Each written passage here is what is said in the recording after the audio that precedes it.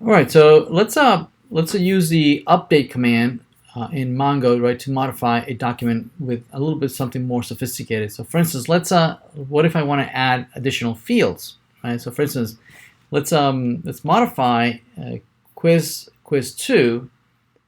Right? I want to modify a field, and I want to add another field, and say that I want to have an average, the average grade that folks got in this quiz.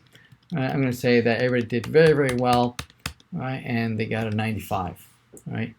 Now look what happens here, right? When I do that update, it says, yep, we did update it, but it's not quite what we would expect, right? If we do a find, notice that my title that used to say title quiz 2 is no longer there, right?